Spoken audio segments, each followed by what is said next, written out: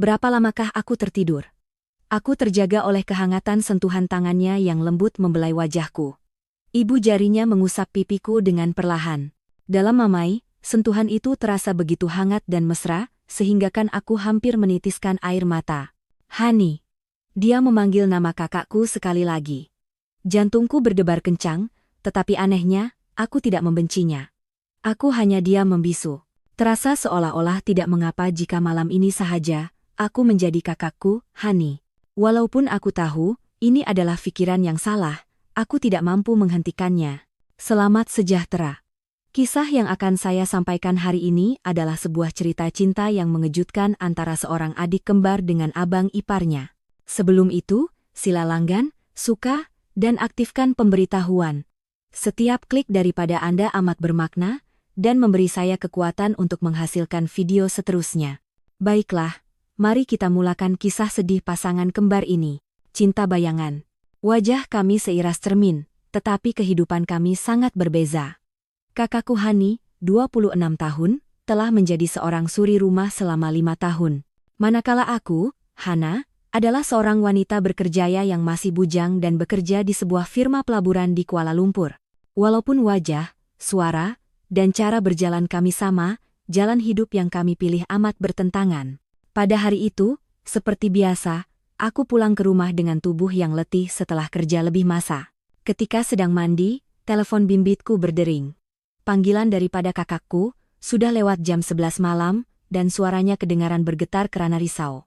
Hana, Abang Imran tak makan apa-apa lagi hari ini. Dia tak bercakap dengan kakak pun. Tolonglah datang, boleh tak? Kakak takutlah seorang diri.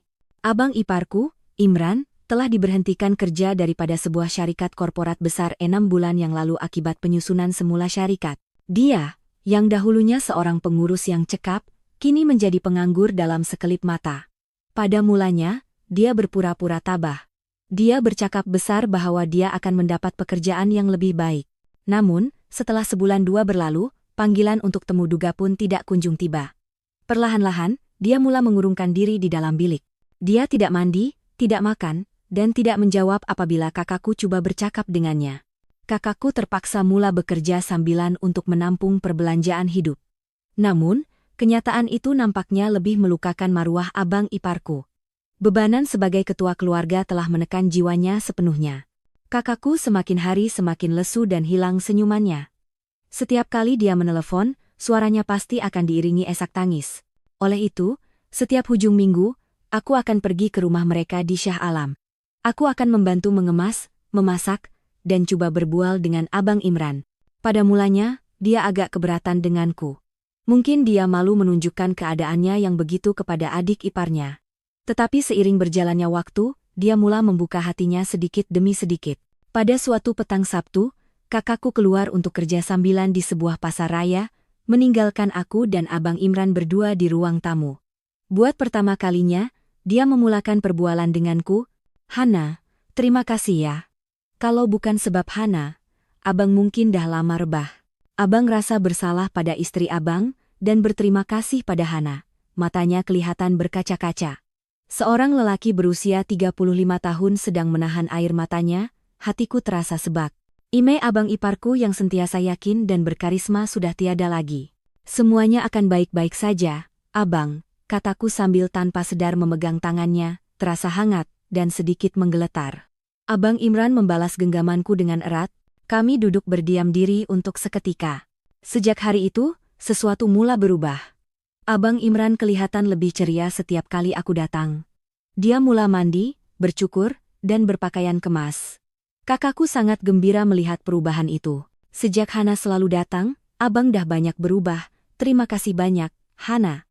Tetapi aku tahu sebab sebenar mengapa dia berubah. Pandangan matanya berbeza apabila melihatku berbanding ketika dia melihat kakakku.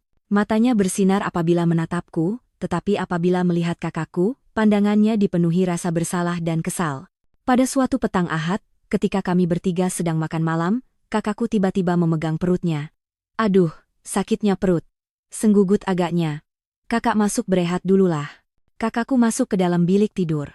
Tinggallah aku dan Abang Imran berdua di ruang tamu. Ketika kami sama-sama membasuh pinggan, Abang Imran datang berdiri di belakangku. Dia mengambil pinggan yang telah kubilas untuk disusun. Tangan kami kerap bersentuhan. Setiap kali pinggan bertukar tangan, jarinya akan menyentuh belakang tanganku dengan lembut. Terlalu kerap untuk dianggap sebagai satu kebetulan. Jantungku mula berdegup kencang tanpa dapat dikawal. Ini salah. Dia abang iparku. Suami kakakku. Aku terus mengingatkan diriku, tetapi hatiku bertindak sebaliknya. Hana, panggil Abang Imran. Ya. Saat aku berpaling, jarak kami tidak sampai sejengkal. Aku dapat merasakan hembusan nafasnya. Terima kasih banyak-banyak, bisiknya perlahan dengan suara yang garau dan dalam. Tanpa sadar aku mengundur setapak, tetapi belakang badanku sudah menyentuh Singki. Tiada lagi ruang untuk berundur. Dia melangkah setapak lagi ke hadapan. Ketika tangannya hampir memegang bahuku, pintu bilik tidur terbuka. Tolong ambilkan air, kata kakakku. Kami terkejut dan segera menjauhkan diri. Dengan tangan yang menggeletar, aku menuang air dari peti sejuk. Abang Imran pula duduk di sofa ruang tamu, menukar-nukar siaran televisi tanpa tujuan. Malam itu, setelah pulang ke rumah, aku tidak dapat melelapkan mata. Pandangan matanya, suaranya, dan nafasnya yang hangat terus bermain di pikiranku. Ini salah, aku terus memarahi diriku, tetapi dia sudah mula bertapak di sudut hatiku. Selama beberapa minggu berikutnya, aku sengaja mengelak daripada pergi ke rumah kakakku. Aku tahu perasaan ini berbahaya. Namun, kakakku tidak berhenti menghubungiku. Hana, kenapa dah lama tak datang? Abang asyik tanya bila Hana nak datang. Hati ini berdebar lagi apabila mendengar Abang Imran mencariku. Walaupun sudah bertekad untuk tidak pergi, langkahku akhirnya menuju juga ke rumah kakakku. Abang Imran memang kelihatan sudah jauh lebih baik. Dia sudah mula menulis semula resume dan pergi ke beberapa sesi temu duga. Kakakku berkata dengan gembira, memang betullah, Hana datang barulah abang bersemangat, tetapi kakakku tidak tahu. Dia tidak tahu tentang pandangan mata Abang Imran kepadaku. Dia tidak tahu tentang ketegangan yang wujud di antara kami setiap kali dia tiada. Dia tidak tahu getaran mendebarkan yang terasa setiap kali tangan kami bersentuhan. Malam yang menentukan itu tiba pada hari Jumat. Kakakku menelepon. Hana, maaf tahu, boleh tak malam ni tidur rumah kakak? Kakak kena kerja lebih masa, mungkin subuh baru balik. Risau pula nak tinggalkan abang seorang diri. Aku tidak dapat menolak. Mana mungkin aku menolak permintaan kakakku? Aku mengemas sedikit barang dan pergi ke rumahnya. Abang Imran sedang minum arak seorang diri. Katanya, dia gagal lagi dalam temu duga hari itu. Wajahnya muram. Aku duduk di sebelahnya dan menemaninya minum. Semuanya akan baik-baik saja, abang, kataku coba memujuk, tetapi kata-kataku terasa kosong. Tidak lama kemudian, kami berdua sudah agak mabuk. Sudah tiba masanya untuk mematikan lampu ruang tamu dan masuk ke bilik masing-masing. Abang Imran ke bilik utama, dan aku ke bilik kecil. Namun, kami terserempak di koridor yang gelap. Hanya cahaya bulan yang samar-samar menerangi kami. Abang Imran memegang bahuku. Hani. Dia memanggil nama kakakku. Dia menyangka aku adalah kakakku. Mungkin karena gelap, karena mabuk, dan karena wajah kami yang terlalu seras. Aku sepatutnya sedar. Bukan, abang. Saya Hana. Aku patut berkata begitu. Tetapi mulutku terkunci. Tangan Abang Imran membelai pipiku. Terasa hangat. Dan menggeletar.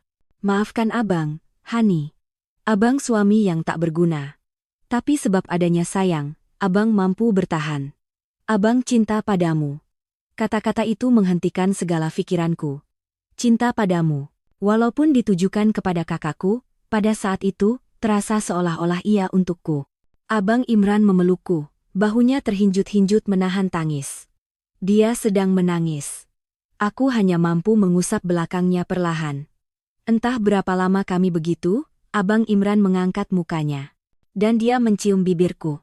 Sepatutnya aku tersedar. Menolaknya dan menjerit, tetapi aku tidak melakukan apa-apa. Malah, aku memejamkan mata. Ia adalah ciuman yang lembut tetapi penuh terdesak. Campuran bau arak dan bau badannya memeningkan. Tangan Abang Imran melingkari pinggangku, menarikku lebih rapat, tali rasionalitiku putus. Aku mahu melupakan bahwa lelaki ini adalah suami kakakku, dan aku sedang melakukan satu pengkhianatan yang dahsyat. Tiba-tiba, pikiran warasku kembali. Kejap, bang. Saya nak ke tandas, kataku, menghentikannya.